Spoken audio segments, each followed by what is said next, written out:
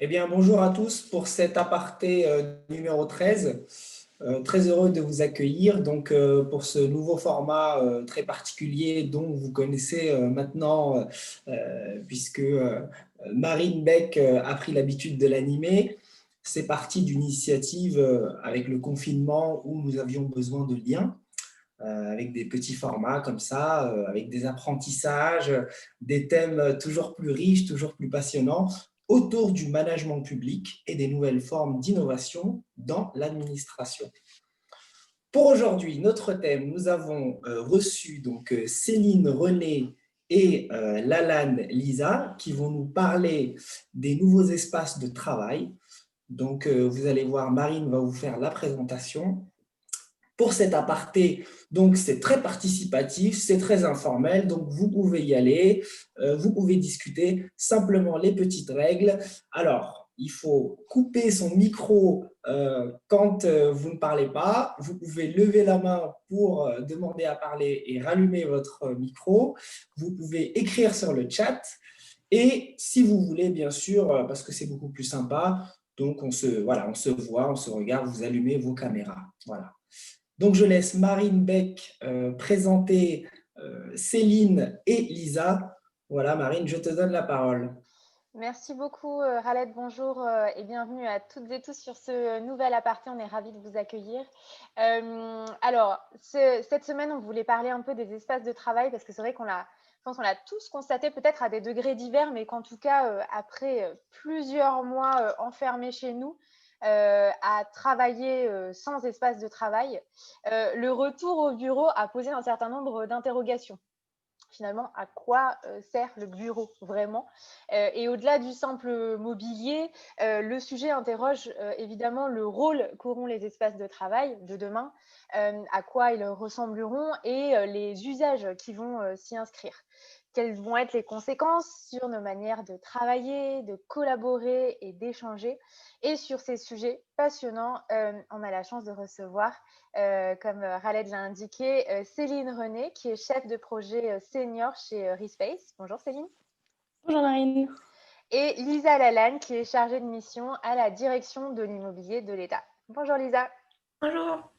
Donc on a un peu aujourd'hui les deux versants d'une même médaille, public-privé, et on va pouvoir voir un petit peu quelles sont les réflexions autour de ces sujets-là avec Céline et Lisa. Je vous propose qu'on démarre tout de suite dans le vif du sujet avec Céline, peut-être pour commencer. Oui, avec plaisir. Alors attendez, je partage mon écran pour vous. Hop. Hop. Présenter. Voilà, donc on en parlait juste avant avec Marine. Cette présentation, je pourrais l'envoyer. Je vous enverrai, Marine vous enverra un lien pour que vous puissiez y avoir accès si vous le souhaitez à la suite de ces échanges.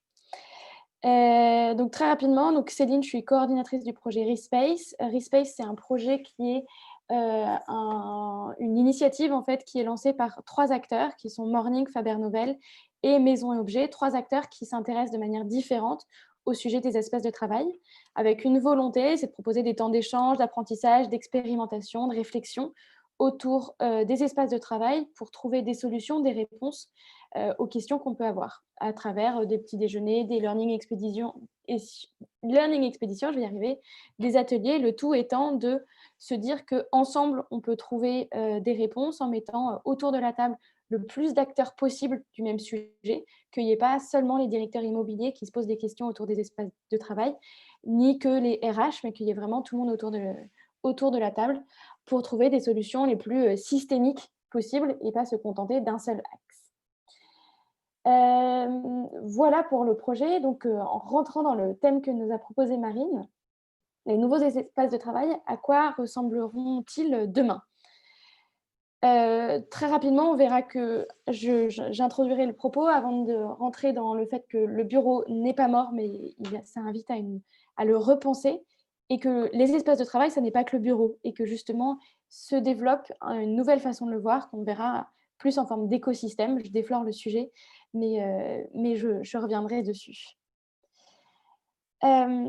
Très rapidement, d'abord, je vais vous proposer un petit point. Alors, Marine va vous proposer un sondage pour savoir si vous avez un poste fixe. Alors, il y a un petit sondage qui s'affiche Normalement, sur vous votre avez écran. Donc, ça commence à voter. Tout le monde a voté, Céline. Donc, on est à 60% sur non et 40% sur oui. Très bien. Eh ben, c'est assez intéressant. On retrouve des chiffres qu'on retrouve globalement aussi dans tous les... c'est bon, je vois ce qui a été partagé, effectivement.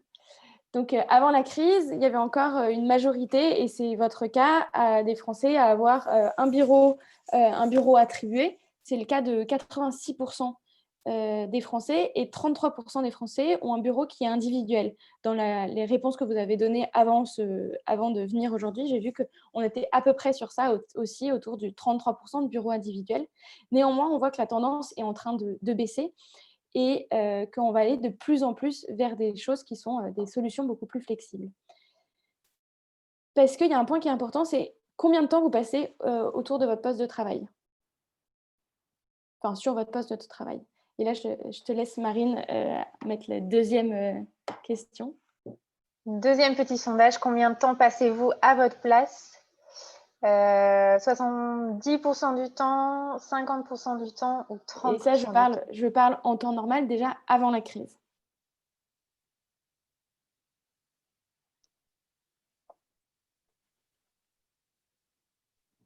Alors, on a une personne qui n'a pas encore voté. Bon, puis, Hop. Donc, on est à 56% sur 70% du travail sur son poste. Ouais. En poste fixe, 50%. Très bien. Et là-dessus, j'aurais dû peut-être le préciser avant, il faut réfléchir au fait qu'on a des réunions on a des moments de réunion, donc on n'est pas à son poste de travail, on a des moments de réunion externe, on n'est pas sur son poste de travail, et en plus se développe le télétravail. Avant la crise, on était plus à une situation où on passe en général seulement de 50 à 60% du temps à son poste de travail. Ce qui veut dire qu'il y a entre 50 et 40% du temps en situation normale, enfin avant crise, où on n'était pas autour de son espace de travail. Donc ça pose beaucoup de questions sur le rôle du coup. Est-ce qu'on a besoin de cet espace de travail qui est individualisé, sachant qu'on ne l'utilise finalement que 50% du temps. Et ça va encore se renforcer, c'est-à-dire que plus de 74% des salariés souhaitent aujourd'hui pouvoir être en télétravail au moins une partie du temps.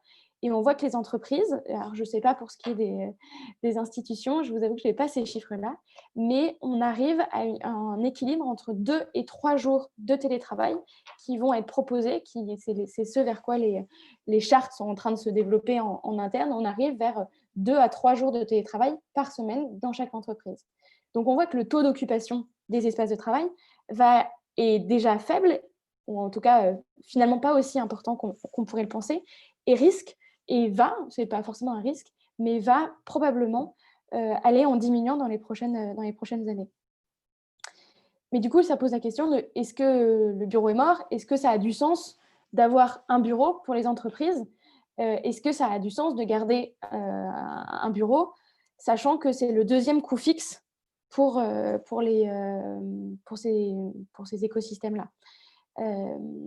Et par ailleurs, et c'est un sujet que Marine évoquait, pourquoi est-ce que je viens travailler, moi, en tant que collaborateur, alors que j'ai vu pendant ces derniers mois que je pouvais très bien travailler de chez moi, que finalement j'étais assez efficace, que je perdais moins de temps dans les temps de transport, que finalement il y a beaucoup de choses que je pouvais faire en entreprise ou dans des institutions que je pouvais faire de chez moi.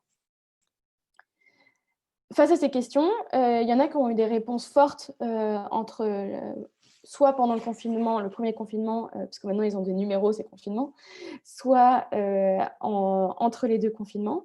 C'est le cas de PayFit, qui est un système qui permet de faciliter la paye. Ils sont passés à 100% de télétravail. Il y avait un peu de télétravail, mais là, ils sont passés à 100% de télétravail, et avec moins 100% de bureaux, c'est-à-dire qu'ils n'ont plus de bureaux. De l'autre côté, il y a PSA qui a fait des grandes annonces, en fait, pour dire que le télétravail allait être généralisé, ce qui, en fait, à moitié faux, c'est-à-dire que finalement, quand on regarde les chiffres qui ont été partagés, on arrive sur plus 70% de télétravail pour une baisse de 30% d'espace de travail, donc une baisse de l'immobilier de 30%. Donc, ce qui fait forcément beaucoup d'économies. Quand on baisse de 30%, son deuxième coût fixe, c'est énorme. Mais ça demande des changements et des changements qui sont importants. C'est-à-dire que Payfit, en faisant le choix de passer à 100% de télétravail, ils ont décidé de mettre en place énormément de choses pour créer des moments de convivialité. Donc, il y a énormément de moments de convivialité qui vont être proposés le soir. Il va y avoir des grosses semaines où tout le monde se retrouve pour pouvoir échanger, avoir des moments forts, des moments où on se recrée, on se réaligne dans la mission de l'entreprise. Et ça, c'est donc des éléments où, certes, on fait des économies sur le bureau, mais il y a un coût qui, pour l'instant, est peu évalué sur tout ce qu'il faut mettre en place derrière pour pouvoir créer cet engouement, créer ce qu'on trouve généralement dans les espaces de travail. Et chez PSA, pour l'instant, il y a peu de recul, mais ça montre quand même qu'il y a des vrais changements à mettre en place et que ce n'est pas anodin d'enlever des espaces de travail. C'est-à-dire que ça se réfléchit, ça ne se décrète pas. Pourquoi est-ce que finalement, par exemple, le PSA continue à garder ces espaces de travail? D'abord parce qu'on l'a vu, quand on est à distance, il y a des difficultés pour se synchroniser, pour casser les silos, c'est-à-dire qu'on va travailler beaucoup avec les équipes qui sont à côté de nous, avec qui on a l'habitude de travailler, et finalement moins avec ceux avec qui on ne connaît pas, on est moins à l'aise, il n'y a pas ce côté, les équipes ne vont pas se retrouver à la machine à café de la même manière. Pour pouvoir créer des dynamiques collectives, pour pouvoir s'assurer aussi, parce que l'entreprise ou l'employeur en tout cas doit s'assurer de la santé de ses collaborateurs, de la qualité de vie au travail, c'est important. Et donc tout ça pour engager, c'est un lieu d'engagement en fait pour les entreprises et les employeurs. Du côté des collaborateurs, le critère numéro 1 sur ce qui m'a manqué pendant le confinement, c'est finalement pour collaborer, en fait, pour voir mes collègues, avoir des moments pour échanger, pour avoir de la créativité. Il y a eu beaucoup de sujets autour de est-ce qu'on est moins productif quand on est à distance. C'est quelque chose qu'on entendait beaucoup quand télétravail, c'est surtout beaucoup télé, par exemple. C'était des phrases qu'on pouvait pas mal entendre. Et en fait, le confinement a mis à l'épreuve ce sujet-là et a montré qu'en fait, il y avait des choses qui étaient télécompatibles et des choses qui n'étaient pas télécompatibles. Donc, il y a des choses où on peut le faire à distance, tout ce qui est du récurrent, de l'habitude, des choses, des informations à rentrer, tout ça, ça peut se faire à distance. Quand il y a besoin de beaucoup de créativité, c'est beaucoup plus difficile de le faire à distance. Je ne sais pas si vous avez fait des réunions de brainstorming, des réunions, c'est plus compliqué, il n'y a pas ces échanges. Et donc, c'est un élément qui manque à la fois pour l'entreprise, mais aussi pour le collaborateur, pour se sentir faire partie d'un collectif, retrouver du sens, se remettre en lien avec la mission de pourquoi il travaille. Bref, donc on voit qu'il y a quand même à la fois une volonté de pouvoir être à distance, ça permet de gagner du temps, de l'équilibre vie pro, vie perso, et en même temps, il y a quand même une valeur au bureau. Néanmoins, on voit que le bureau, on ne peut pas le revenir comme avant. C'est-à-dire que si on dit, bon, bah voilà, c'est une parenthèse de l'histoire, on revient comme avant, ce n'est pas possible. Il y a beaucoup de choses qui ont changé et ça demande, en fait, c'était des tendances qu'il y avait avant et qui sont accrues par ce qu'on vient de vivre. C'est se dire que le bureau, il doit être adapté à ces nouveaux usages, ou en tout cas pas tant ces nouveaux usages que ces usages où, pour l'instant, au cours des dernières années, on n'a pas tant réfléchi aux usages qu'à qui on attribuait le bureau. C'est le bureau de Sylvie qui a la compta, c'est le bureau de Karine qui a une position de direction. Donc, c'est plus en fonction des personnes qu'en fonction et de leur poste qu'en fonction des usages. Or, on voit que les usages deviennent plus différents. On a une habitude aussi à la maison de travailler sur Facebook, de travailler à distance, de travailler autrement. Et ça, on ne le retrouve pas dans les espaces de travail. Et donc, c'est quelque chose qui va être amené, qui est déjà une tendance dans certaines entreprises, voire peut-être certaines administrations, mais vers des espaces qui sont plus flexibles, ou en tout cas plus dynamiques, donc qui créent cet engouement, cette énergie, en mettant non plus au cœur l'attribution, mais le besoin des utilisateurs. Et en fait, en faisant ça, ça permet de gommer rapidement aussi les peurs qu'il peut y avoir. En mettant les usages au cœur, en se posant la question de quoi on a besoin, on permet de créer un engouement des personnes qui sont autour, des collaborateurs qui sont dans cet espace de travail. Un exemple qui permet d'illustrer, c'est la SNCF qu'on a reçue, donc Laurent Lesmarie, qui est venu à la direction immobilière de la SNCF, qui est venu présenter une démarche qu'ils ont mis en place au sein de la SNCF pour accompagner des équipes, donc une équipe qui vient les voir et qui dit bon, bah, on veut se transformer et on veut transformer notre espace de travail. Et en fait, le cœur, c'est d'utiliser en fait, aussi une démarche qu'on avait beaucoup, des démarches qu'on avait beaucoup dans les réflexions produits, dans le marketing, dans la communication. C'est ce qu'on appelle l'agilité et le design thinking, c'est-à-dire mettre le collaborateur au centre pour réfléchir à se dire quels sont ses besoins avant de rentrer sur une solution, quels sont ses besoins, quels sont les problèmes qu'il rencontre et du coup, comment est-ce qu'on peut trouver des solutions à ces problèmes et comment est-ce qu'on peut multiplier des solutions pour répondre à son parcours utilisateur, en fait. Le matin, il arrive, il aime se poser, lire tous ses mails, donc il faut qu'il y ait un endroit où il puisse faire ça. Puis après, il y a des réunions en petite équipe, en grosse équipe, et donc tout ça, en fait, peuvent être des espaces différents et donc s'adapter aux besoins de ces collaborateurs.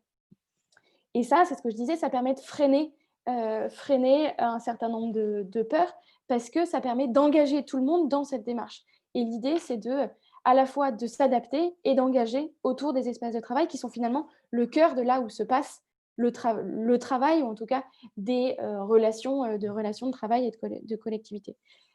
N'hésitez pas à intervenir ou à poser des questions dans le chat si vous sentez qu'il y a des choses qui sont pas claires dans cette approche-là, mais vraiment se dire que le bureau doit plus être un espace qui est cloisonné, mais un espace ouvert et dynamique pour répondre aux besoins, parce que finalement, c'est pour ça qu'on va au bureau. C'est pas pour se retrouver à son bureau exactement de la même manière qu'on pourrait se retrouver à la maison. Si on va au bureau, c'est pour avoir ces espaces très variés, pour avoir cette dynamique, cette collaboration et cette créativité qui naît de ce dynamisme. Hop. Donc voilà, un bureau adapté aux usages, mais aussi un bureau qui est très incarné. Et en fait, le beau bureau n'est pas celui de Google ou de Facebook, mais c'est celui qui correspond à l'entité dans laquelle il s'adresse.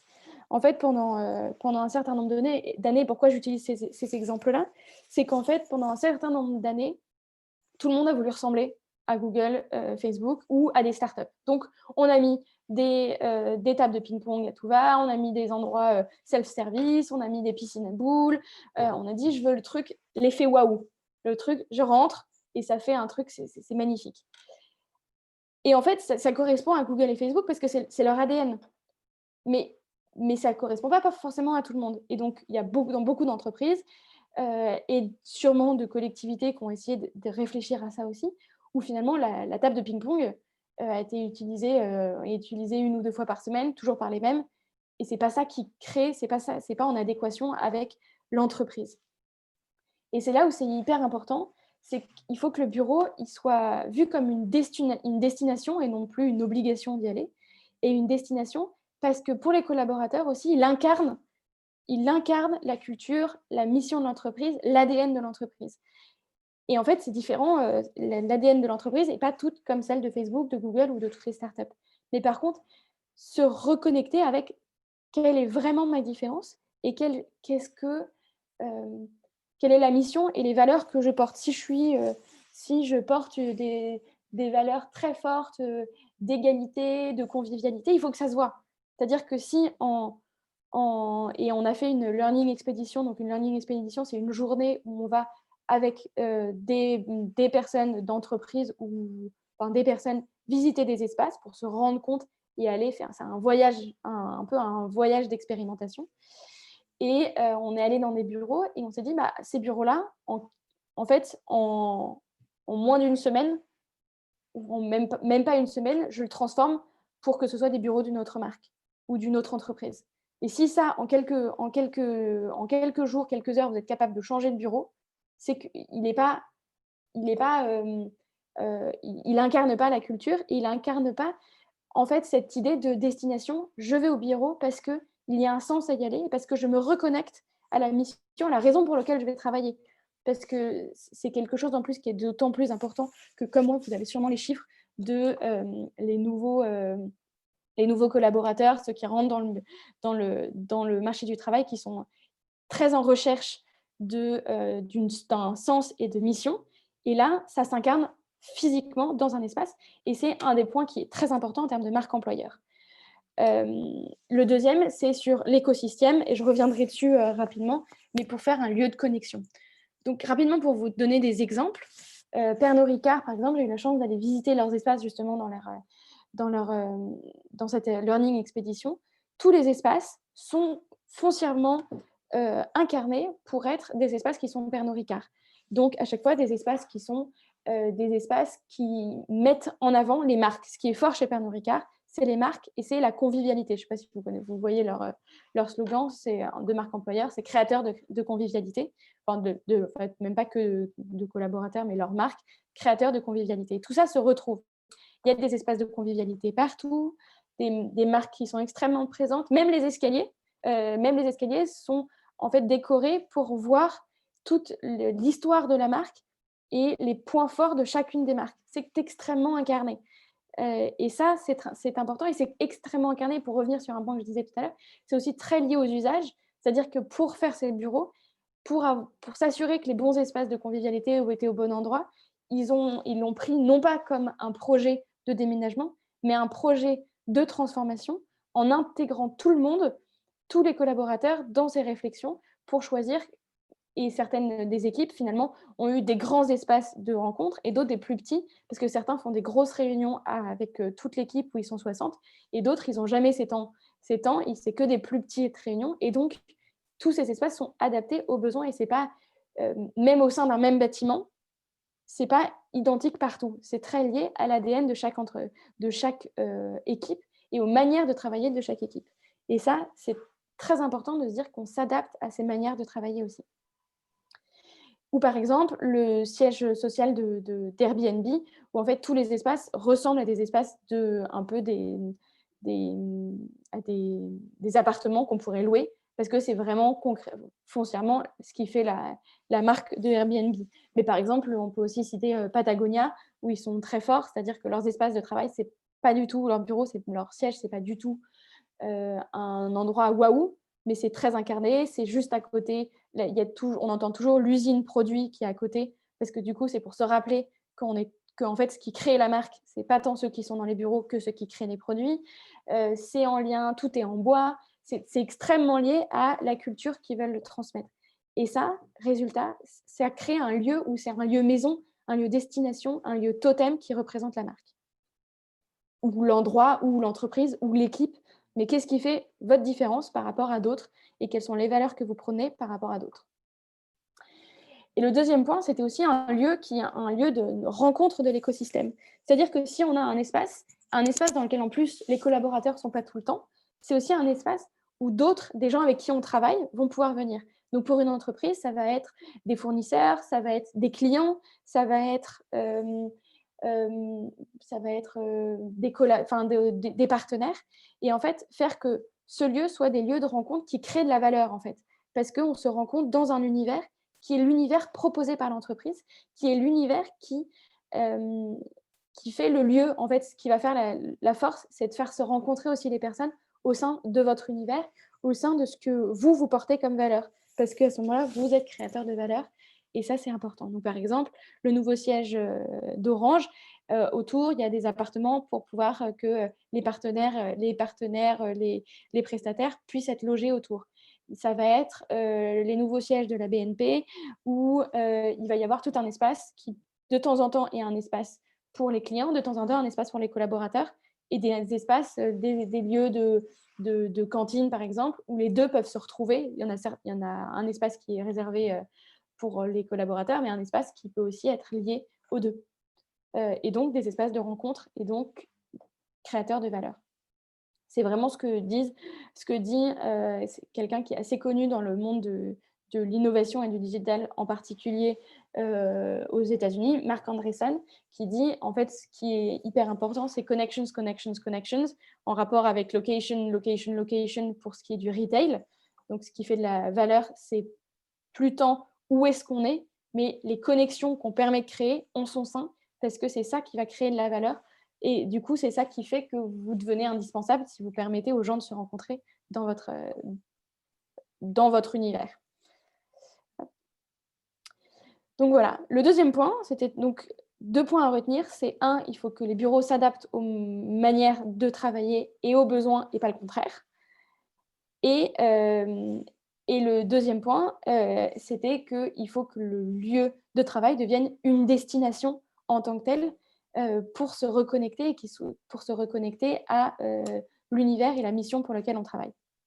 Le deuxième point que je voulais aborder, c'était de se dire que le futur des espaces de travail, parce qu'on n'a pas dit le futur du bureau, ce n'est pas que dans les bureaux. Le modèle qu'on a aujourd'hui, c'est un peu un modèle qui est hérité d'une période industrielle où on allait dans un espace pour travailler parce qu'il y avait une machine. Donc, en fait, on ne pouvait pas construire créer une voiture, on ne pouvait pas faire des bas de laine en étant chez soi. Enfin, un bas de laine, c'est encore autre chose. Mais on allait forcément dans un espace parce que la machine y était. Or, il s'est passé pas mal de choses, c'est-à-dire que maintenant, on a eu des ordinateurs, puis maintenant des ordinateurs portables.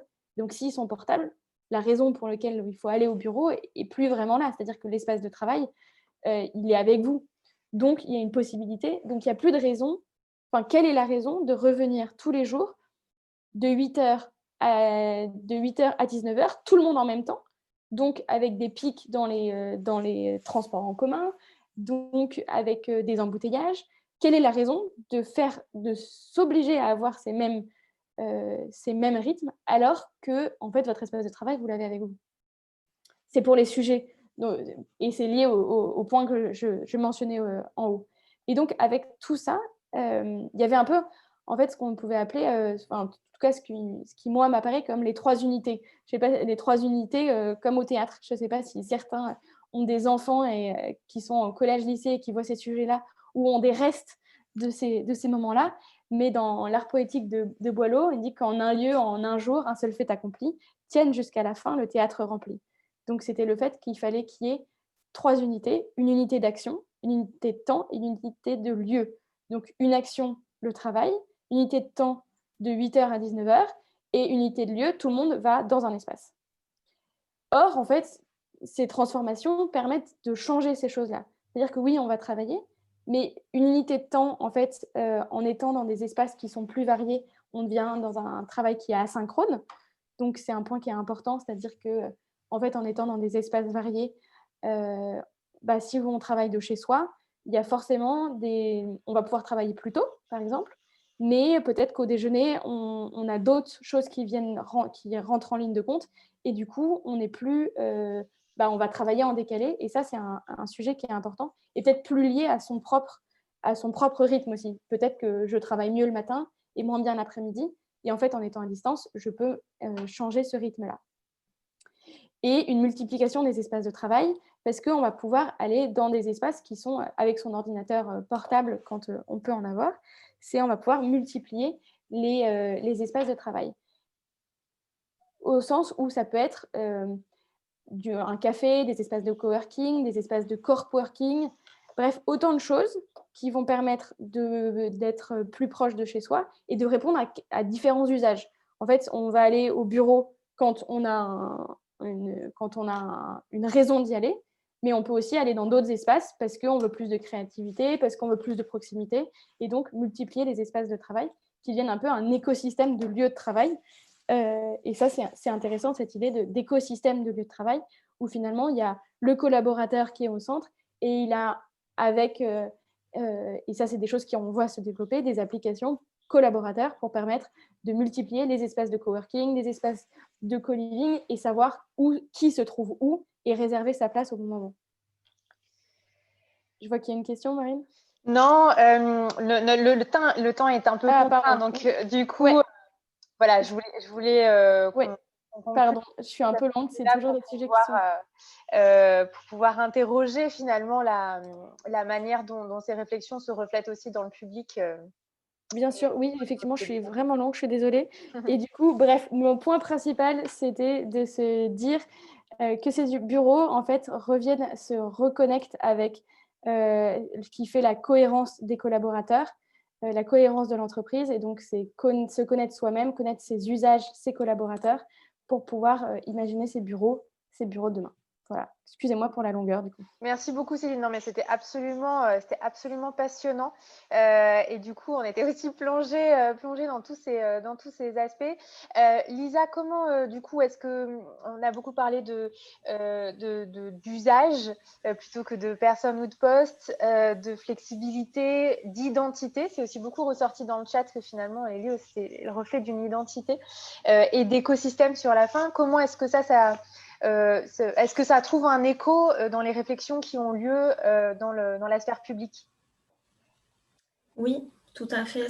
J'allais en venir tout à l'heure. C'était un petit peu plus loin dans ce que j'avais prévu pour la présentation, mais effectivement, la première étape, c'est ce que j'allais rappeler, mais Céline l'a très bien expliqué. C'est vraiment d'interroger les différents usages pour concevoir des espaces différenciés et adaptés. Ça nous paraît bien sûr fondamental. Donc, si on est dans le cadre d'un travail individuel, eh bien, on attend d'avoir des espaces où on peut se concentrer, où on peut être isolé de ses collègues et au calme. Si on est dans un travail collectif, eh bien, on souhaite avoir une diversité d'espaces à disposition pour pouvoir collaborer et interagir autant qu'on le souhaite. Ou encore, si on est dans un moment de convivialité, eh bien, il faut avoir des espaces, bien sûr, où on va retrouver une ambiance chaleureuse, décontractée, etc. Donc, ça fait bien sûr tout à fait écho à ce que j'allais dire par la suite. Donc, je ne sais pas s'il y a des questions peut-être d'abord sur la présentation de Céline ou si Il n'y a pas j'enchaîne. de questions, plutôt des réactions sur le fait que je pense qu'aussi ce qui a beaucoup marqué dans les exemples que tu as cités, Céline, et du coup en image aussi, c'est que voilà, chaque lieu reflétait bien l'identité d'une organisation. Je pense que c'est ce qui a frappé nos participants, j'en dis dans le chat en tout cas. Mais n'hésitez pas à lever la main pour participer. On peut aussi prendre l'ensemble des questions ou des réflexions juste après ton intervention, Lisa. Comme ça fera le pendant et on aura les deux. Ça marche. Alors, du coup, ce que je souhaitais rappeler en premier lieu, donc, juste pour resituer un petit peu le contexte. Donc, je suis chargée de mission à la direction de l'immobilier de l'État. Donc, c'est une direction qui est placée au sein de la Direction générale des finances publiques et qui existe maintenant depuis plus de 3 ans. Donc, elle a succédé à France Domaine. C'est une direction à vocation interministérielle, donc on travaille avec tous les ministères. Et elle se situe vraiment au carrefour de nombreux enjeux. Donc, il s'agisse de la maîtrise des dépenses publiques, de la transition énergétique et de la performance environnementale du parc de l'État, de la préservation et de la valorisation du patrimoine immobilier public, de l'aménagement urbain ou encore, bien sûr, donc, de l'adaptation des bureaux aux nouvelles formes d'organisation du travail. Donc, si vous souhaitez en savoir un peu plus sur toutes les actions qui sont menées par la DIE, nous avons développé un site internet. Donc, on pourra vous mettre le petit lien si vous voulez dans le chat, mais c'est immobilier-état.gouv.fr. Vous pouvez retrouver tous les dossiers par thématique sur donc, la politique immobilière de l'État. Et donc, sur le sujet précis des nouveaux espaces de travail, donc ça fait plusieurs années que la DIE est mobilisée dessus, puisque comme on l'a dit, donc le monde professionnel est traversé par de nombreuses évolutions, donc qui sont liées notamment au développement du numérique et aux nouvelles approches managériales et d'organisation du travail, donc que ce soit le travail en mode projet, les méthodes agiles, le travail à distance, donc qu'il soit effectivement chez soi ou dans un tiers-lieu par exemple. Et donc ces évolutions, elles se traduisent sur le plan immobilier par l'aménagement de nouveaux espaces de travail pour favoriser la flexibilité et surtout renforcer la collaboration entre les collaborateurs et au sein des différentes équipes. Donc l'espace de travail, il doit vraiment permettre aux collaborateurs d'évoluer au sein d'un univers confortable qui offre des services adaptés et bien sûr toutes les conditions de bien-être au travail. Et donc, il revient à chaque administration, dans son contexte propre, de mettre en place des organisations et des aménagements de bureaux les mieux adaptés aux besoins de ses agents et aux modalités d'exercice de ses missions.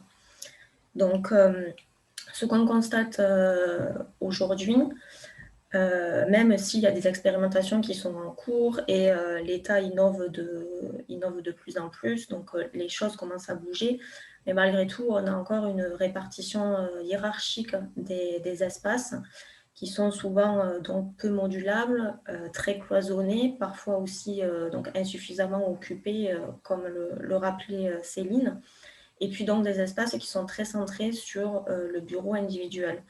Donc, c'est aussi ce qui ressort de la petite question qu'on vous a posée lors de l'inscription à cet aparté, puisque au final, donc, il y a 70% environ d'entre vous qui ont répondu travailler dans un bureau fermé, donc qu'il soit individuel ou partagé, mais en tout cas dans un espace fermé.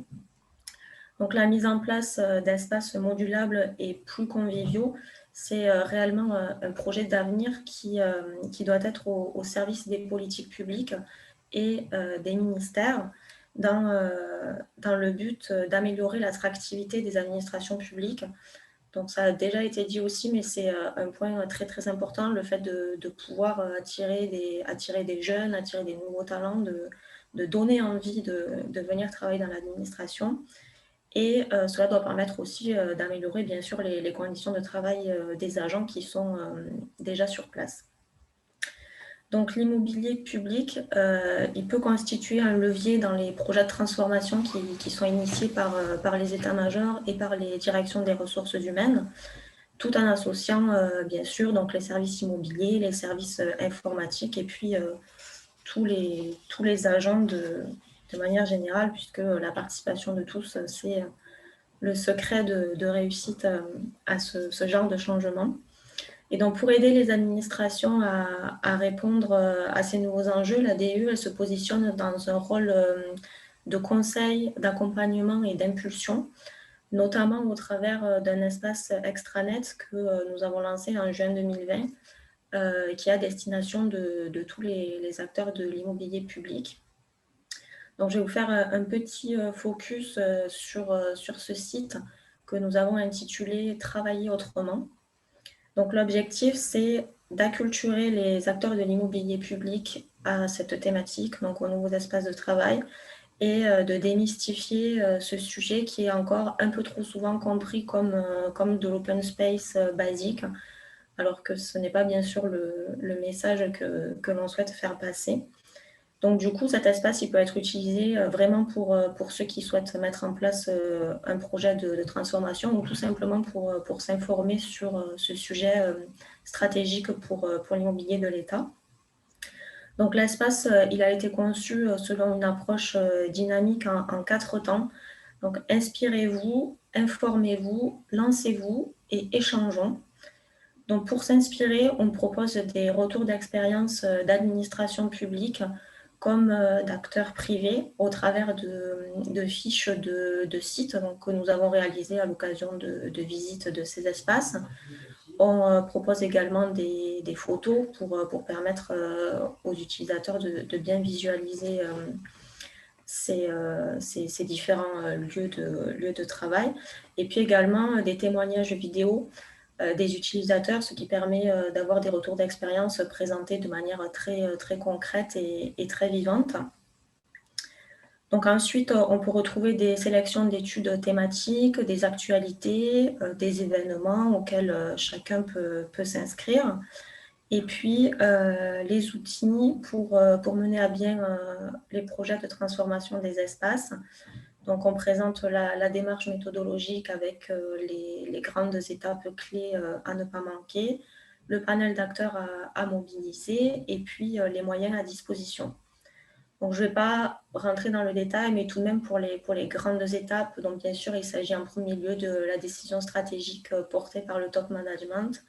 Ensuite, de la réalisation d'études comparatives, de l'accompagnement au changement, c'est un point fondamental, des modalités pratiques, donc c'est-à-dire le choix des différentes prestations, par exemple, les aménagements les plus adéquats, et puis enfin un retour d'expérience sur la première version du projet, puisqu'on sait que généralement ce n'est pas parfait et qu'il y a toujours des petits ajustements après coup à prévoir pour que ça colle encore plus aux besoins. Donc le déploiement de cet espace, il est intervenu simultanément à la mise en place par la DIE d'une réflexion sur l'immobilier public de demain. C'est une réflexion qui a associé les grands acteurs publics concernés par ces changements, des experts du monde académique et des praticiens du secteur immobilier. Donc, c'est une réflexion qui a été lancée au mois de mai. Donc, une nouvelle réflexion stratégique sur l'impact du développement du télétravail sur l'immobilier tertiaire, dont le but est d'être force de proposition pour développer un immobilier de l'État plus adaptable et en phase avec les besoins des administrations, des agents et des usagers. Donc l'idée, c'est de s'interroger à long terme et d'aller au-delà du constat des impacts de la crise sanitaire, puisqu'elle n'a été finalement qu'un accélérateur de prise de conscience de quelque chose qui existait déjà. Dans ces travaux, ils ont associé environ 80 personnes de la communauté interministérielle, donc des représentants de tous les ministères, ainsi que la DINUM, donc la Direction interministérielle du numérique, la DITP, la Direction interministérielle de la transformation publique, et la DGAFP, donc la Direction générale de l'administration et de la fonction publique, et également une quarantaine de personnes extérieures à l'administration. Les regards croisés de ces spécialistes dans des domaines nombreux, donc tels que l'organisation du travail, le management, le numérique, la santé et la sécurité au travail, la prévention des risques psychosociaux, l'architecture, l'aménagement de l'espace ou encore la sociologie du travail, la liste est longue. Ils avaient pour but d'éclairer les décideurs publics sur la façon dont l'immobilier peut ou doit évoluer. Donc, nous avons tenu plusieurs groupes de travail ainsi que de nombreuses auditions pendant l'été. Donc, on a par exemple Marine qui a été auditionnée pour nous présenter le projet de l'espace de travail des agents publics. Et cette réflexion donc générale, elle a abouti à un rapport qui permet aujourd'hui à la DIE de définir un certain nombre d'orientations pour conduire une démarche de transformation de l'immobilier public. Donc aujourd'hui, rien n'est arrêté, le rapport n'a pas encore été validé définitivement, mais je peux tout de même vous expliquer les grandes orientations, bien sûr, qui s'en dégagent. Donc la première, c'est celle que j'ai évoquée tout à l'heure pour réagir à la présentation de Céline et qui est donc très importante. Donc c'est d'interroger les différents usages pour concevoir des espaces de travail différenciés et adaptés. Donc selon l'activité qu'on a besoin d'y faire, donc que ce soit une activité de concentration, un moment d'interaction, un moment de détente, etc. Et il faut être en mesure d'appréhender l'ensemble des éléments qualitatifs du cadre de travail, comme par exemple l'accès pour tous aux outils et aux équipements numériques. C'est bien sûr très important, puisque si on a un ordinateur fixe, forcément, c'est un petit peu compliqué pour être mobile. Ensuite, le confort des espaces, que ce soit le confort acoustique, le confort thermique, la bonne luminosité dans l'espace de travail, etc. Et enfin, la qualité de l'environnement immédiat du bureau, donc c'est-à-dire les facilités de transport, les commerces de proximité. Est-ce que au sein de mon bâtiment de travail, j'ai accès à des espaces verts, à un restaurant administratif, éventuellement à une crèche, à des services de conciergerie, etc. L'objectif est d'aller vers un immobilier résilient en recherchant au maximum la modularité et la réversibilité des espaces de travail pour adapter donc l'immobilier aux évolutions d'usage et ou d'organisation qui pourraient intervenir. Et donc, il s'agit de privilégier des bâtiments dont l'architecture offre des possibilités de modularité par nature et d'adopter des aménagements qui facilitent le passage d'une posture de travail à une autre. Dans l'affectation des surfaces, elle devra également être optimisée, donc notamment en incluant dans le plan de réaménagement global des surfaces peu ou pas utilisées, comme par exemple les circulations, les dégagements, éventuellement des locaux d'archives à dématérialiser. Et donc, une approche globale par la surface utile brute sera privilégiée. Donc, dans ce cadre, donc le point suivant que j'ai déjà un peu évoqué tout à l'heure, c'est l'accompagnement au changement, donc, qui est vraiment primordial et au centre de tout. Donc, le changement doit vraiment être conduit et accompagné au travers d'une démarche construite sur un mode participatif qui part de la réalité quotidienne des agents et donc de l'analyse des activités, des interactions, etc. Et s'appuyer sur les expérimentations en cours, on permet de capitaliser sur les projets qui ont été conduits par ailleurs et d'éviter certains écueils. Donc, la DIE devrait prochainement repenser ses espaces de travail. Donc, j'espère que nous serons un très, très bon exemple et qu'on pourra faire un bon retour d'expérience assez costaud pour aider les autres administrations à se lancer. On lancera tous des learning expéditions du coup à la DIE pour venir s'inspirer.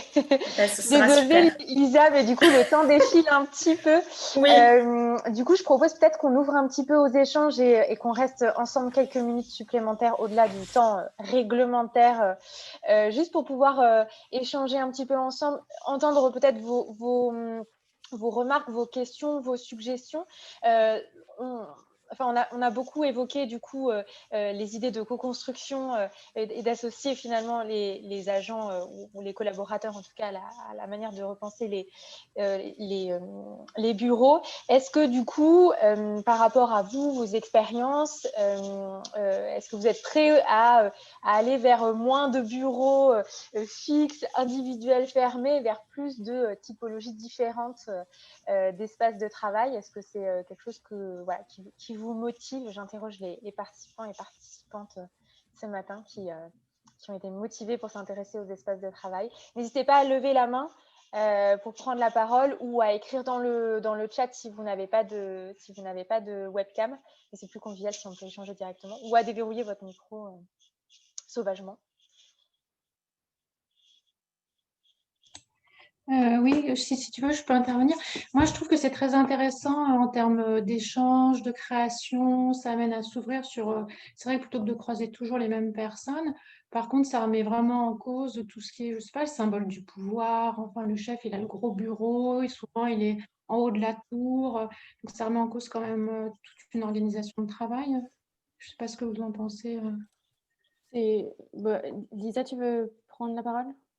Je pense justement, c'est ce qu'on disait, on est tout à fait d'accord avec vous, mais c'est pour ça qu'il y a un accompagnement au changement qui est absolument fondamental et une manière de réenvisager en fait le management. Et dans les exemples dans les projets de transformation sur lesquels on a eu l'occasion de voir et on a eu l'occasion de débattre avec également les personnes qui ont mis en place ces projets. Finalement, vu que la décision elle doit être portée par le top management, il faut que de base, eux aient accepté l'idée de se débarrasser de leur grand bureau et que finalement, c'est peut-être pas si utile que ça. Et ce qui ressort souvent, c'est même qu'ensuite, ils se sentent plus proches des équipes, puisqu'ils sont plus souvent finalement au contact d'elles. Donc, c'est sûr que c'est un grand bouleversement qu'il faut être prêt à l'accepter. Mais Céline, c'est pour le c'est bien la de même tous. chose dans le privé ou c'est très public ça Non, finalement le mobilier reflète un rang hiérarchique. c'est la même chose. La place, il y a la place de la machine à café aussi qui est importante. De quelle machine à café et où. C'est beaucoup de choses qui se retrouvent dans l'espace de travail et qui, c'est vraiment une reconstitution des relations et donc forcément, la transformation des espaces de travail implique une transformation de l'organisation et une transformation de l'organisation implique une transformation des espaces de travail. Et donc forcément, ça fait, ça crée forcément des frictions parce qu'il faut accepter, il faut que les managers acceptent de ne plus avoir ce positionnement-là. Et donc, ça repose la question de c'est quoi le rôle du manager et comment on reconnaît que c'est un manager. Est-ce qu'il y a besoin de reconnaissance ou quelle est la reconnaissance nécessaire pour une position de manager. Donc, ça réinterroge tout ça et ça oblige. Et les réponses ne seront pas identiques et seront peut-être pas identiques en fonction de toutes les directions, par exemple. Ça peut aussi dépendre des directions, dépendre de l'histoire de chacune des directions. Et c'est important de se réadapter et pas forcément à imaginer des modèles placables par tous. Mais voilà, après, sur le privé, il y a, donc ça dépendra beaucoup, ça dépend beaucoup des entreprises et c'est très lié à l'histoire de l'entreprise. Un exemple, et je reviens toujours, mais parce que c'est un exemple qui me vient et on a visité il y a peu leur bureau. Pour le PDG de Pernod Ricard, par exemple, au début, les équipes l'avaient placé un peu. Donc, il a quand même un bureau, mais il l'avait placé un peu sur le côté pour avoir un grand espace un grand espace qui est complètement qui lui était réservé. Et finalement, maintenant, il est au cœur des équipes. Donc forcément, ça montre aussi, c'est des symboles qui sont importants, mais c'est des symboles qui sont importants et qui méritent, qui sont, qui sont des gros marqueurs pour la transformation. Sabrina, je crois que tu voulais, tu avais allumé ta caméra. Est-ce que... Oui, Marine, moi je voulais rebondir sur une notion qui avait été développée, c'est celle de l'attractivité des talents.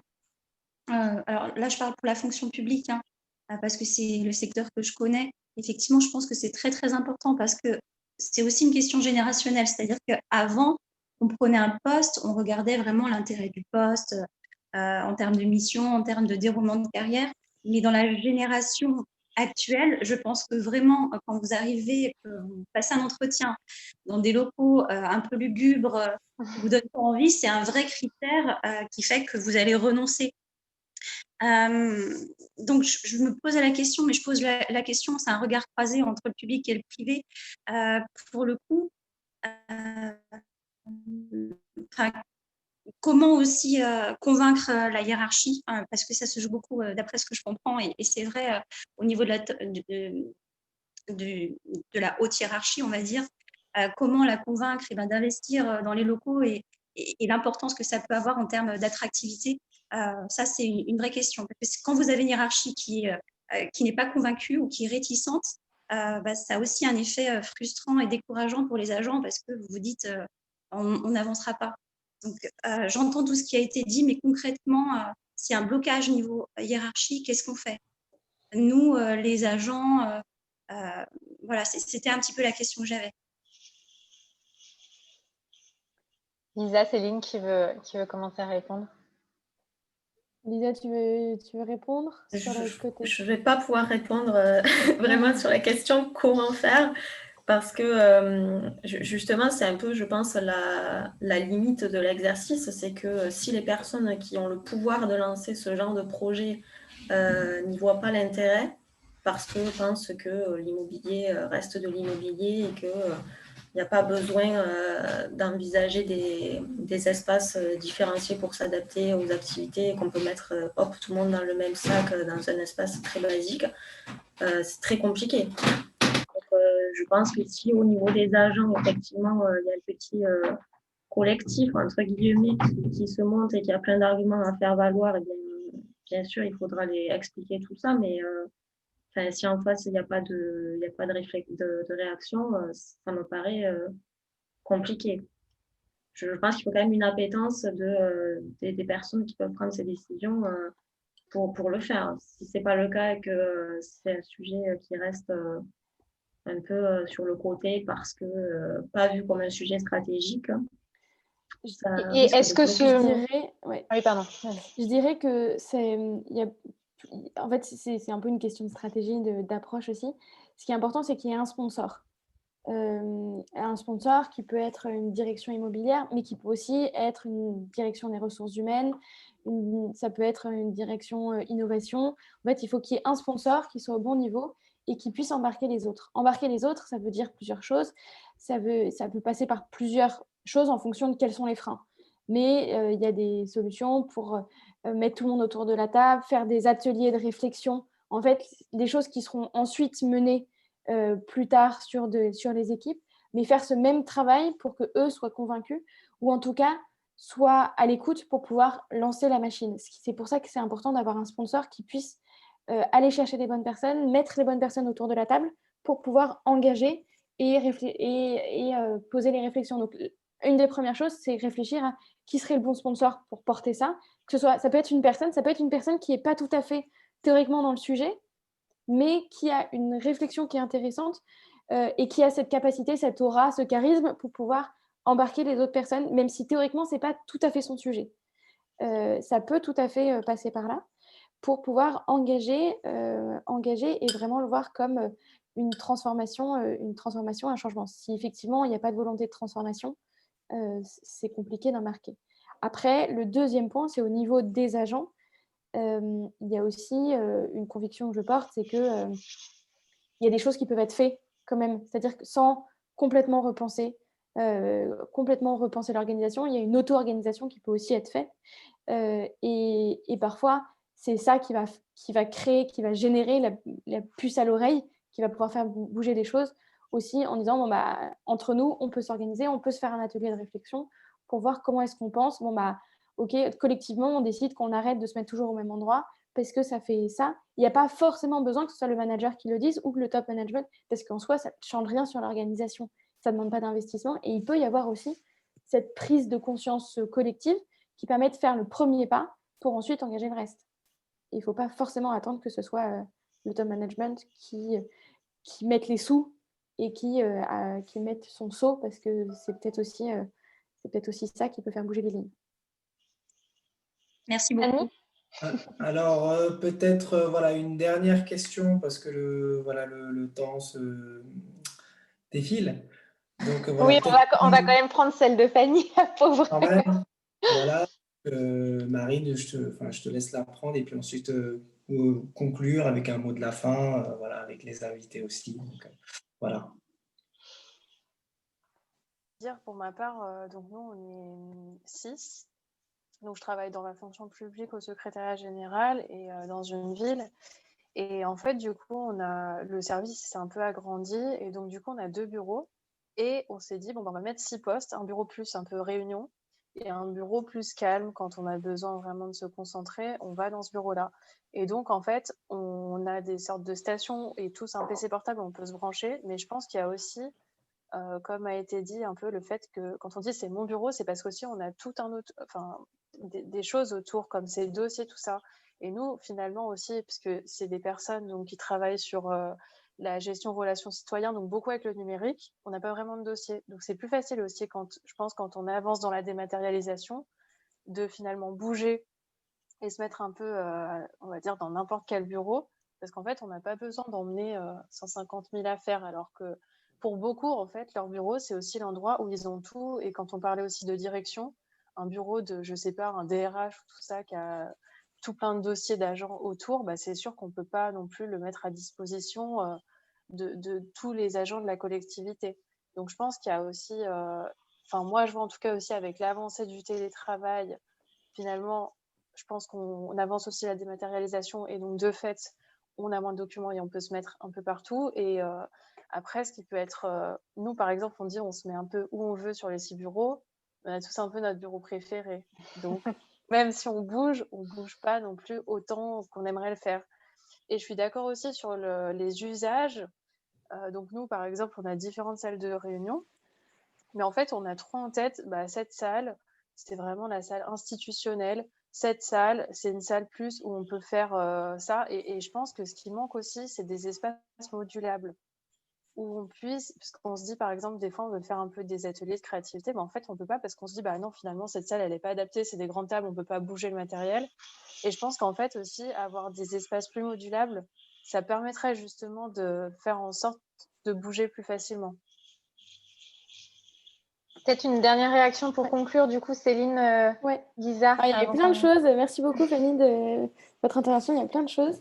Sur la partie dématérialisation et sur la difficulté, effectivement, pour tous d'être flexible, effectivement, c'est un gros problème. Je dis toujours que, en fait, ce qui est important, c'est les outils, les espaces et les manières de travailler et que les trois doivent être réfléchis ensemble. S'il y en a un qui ne permet pas cette flexibilité pour une raison ou une autre, ça ne fonctionnera pas. Donc, effectivement, il ne faut pas... le risque, c'est du coup de devenir des ayatollahs de la flexibilité et du coup de prendre le fait tout le monde doit être flexible, un point c'est tout, et de ne pas faire attention au fait qu'une DRH, effectivement, il y a des problématiques qui sont différentes et comment est-ce qu'on s'adapte. Et les réponses peuvent être très multiples, soit par un bureau, soit par d'autres formes. Un exemple qui avait été partagé par toujours la SNCF, il avait dit effectivement les assistantes ne voulaient pas avoir un bureau flexible en se disant bah, moi j'ai tout mon papier et tout, c'est pas possible. On n'a pas envie. Puis finalement, une fois que les choses se sont mises en place, elles ont dit bah, en fait on est les seules pas mobiles, c'est pas normal. Donc elles ont réfléchi à quelque chose et elles ont chacune leur chariot avec tous leurs dossiers qui sont dedans, et donc ça leur permet en fonction des moments, se déplacer avec les éléments dont elles ont besoin. Chez Pernod Ricard, chacun a une boîte dans laquelle, comme ça, ils peuvent se balader à tous les étages, mais ils ont une petite boîte facile à transporter qui leur permet de transporter les éléments dont ils ont besoin, les quelques dossiers dont ils ont besoin, et le casier, et c'est pour ça que le mobilier est très important. Le casier, par exemple, le casier permet aussi de stocker un certain nombre de choses parce qu'on n'a pas forcément besoin de tout, pas tout le temps. Et ça, c'est aussi une des possibilités de réponse. Et là encore, ça dépendra beaucoup des problématiques de chaque entreprise, de l'organisation, et de voir comment est-ce qu'on peut les adapter. Donc, ça rejoint le deuxième point de la modularité et du mobilier. C'est là où trop souvent le mobilier a été vu comme juste beau ou juste utile, très pratico-pratique. Et en fait, effectivement, le mobilier, le fait que tout puisse être, les tables puissent être mis en grande table ou très vite redéplacées, ça veut dire qu'il faut penser au poids de chaque meuble, parce que si ça demande 3 personnes pour déplacer, ça doit être modulaire, enfin déplaçable, c'est pas déplaçable. Et donc, c'est tous ces éléments, c'est revenir sur quelque chose d'hyper pratique, hyper rationnel, et c'est ce retour-là auquel vraiment on croit, c'est un retour de la raison, du rationnel et du côté très pratique des choses, se reposer les questions qu'on a oublié de se poser. Voilà. Lisa, peut-être un tout dernier mot pour conclure, parce que je sais que la modularité, ça faisait aussi partie des choses que vous mettiez en avant. Oui, déjà juste sur le premier point, sur la dématérialisation, je pense que c'est vraiment un point central qui fait partie de l'accompagnement au changement. Donc justement d'être en mesure de prouver à chacun que finalement les 3 armoires qu'il y a dans le bureau, elles sont peut-être pas si utiles que ça. Finalement les dossiers sont accumulés, mais il y en a peut-être que un tiers, et encore qu'on ouvre régulièrement. Donc ça fait vraiment partie de l'accompagnement au changement. Et finalement dans les sites qu'on a pu visiter, qui sont organisés en nouveaux espaces, chacun a son petit casier. Et on n'a jamais entendu personne nous dire oh ben c'est vraiment trop petit, je m'en sors pas, je ne sais pas où mettre mes affaires. Finalement, c'est un cheminement qui se fait petit à petit, où on s'aperçoit, les agents s'aperçoivent en testant que ben oui, finalement, c'est super, et en fait, on n'a pas besoin de plus. Donc ça, c'est vraiment important. Et je suis d'accord avec ce que disait Céline également, c'est qu'il faut vraiment analyser les activités par équipe, en fait, par secteur d'activité. Et donc, effectivement, il y a certains domaines qui, de toute façon, ne se prêteront pas à une flexibilité maximale, et c'est pas grave. Le but, c'est pas que tout le monde rentre dans le même schéma, mais justement que tout soit adapté selon les activités et les missions que chacun exerce. Donc, c'est pas grave qu'il y ait des différenciations, on va dire.